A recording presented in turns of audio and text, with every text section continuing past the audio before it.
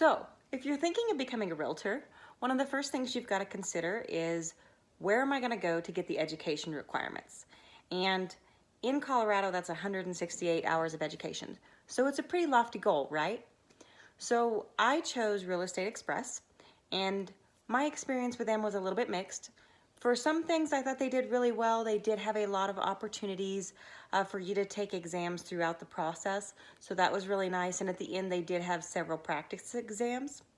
But there were some others that were maybe a little bit more expensive, but maybe had better laid out content. So I can tell you one of the shortcomings of the Real Estate Express that I chose was that it didn't really focus enough on breaking down the difference between the Colorado portion and the national portion. So as far as the national portion, after I studied with them and went through all their material, I passed the national portion the first time with 90%.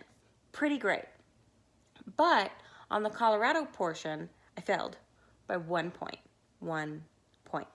So then I had to do a little bit more studying, a little bit more research so that I could go back and pass it. And that real estate school didn't really break them down from, hey, here's the national portion, here's the Colorado portion. It kind of put them all together. So when I was looking at taking the exam and then having to retake just the Colorado portion, it would have been nice if that would have been broken down a little bit separately. So when you're looking at, hey, who am I going to use for this? What course provider am I going to use?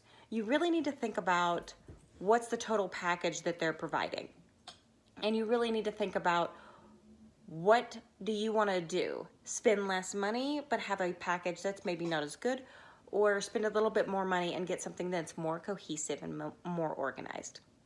Now, when it goes to actually taking the exam, you really don't need to bring anything with you except for your ID and a second identification, whether a credit card or a passport or whatever you would like.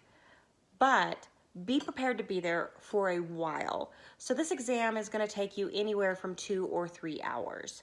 So I would say bring a bottle of water and you'll set that outside, and make sure that people know that, hey, I'm going to be completely off the grid for 2 or 3 hours, because they do not allow you to have your cell phone on. You cannot look at it. You cannot take it out.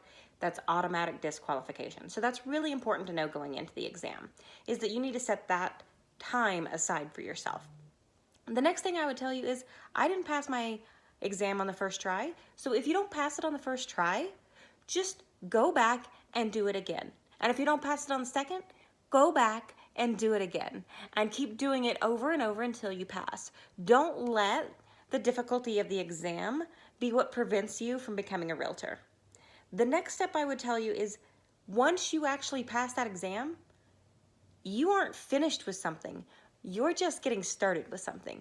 So it's really important to know that that's the beginning step. Taking that exam, passing that exam is your beginning step. The next step you're going to take is you're going to be looking for that brokerage.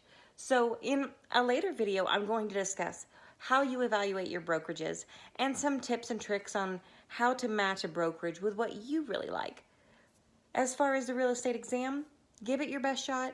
If you fail, try to figure out what it is you really need to study. For me, I did great on all the math, and the math portion wasn't what was difficult for me. My background is accounting, so doing math problems wasn't my difficulty. What really tripped me up is they would ask you questions that would ask you what would be the best method, or what specifically does this mean in Colorado? How does Colorado law differ from state law or from national law? So really try to focus on understanding those differences of what things are specific to the state where you're doing your exam, and try to use that information to help you as you study for that exam and prepare for it.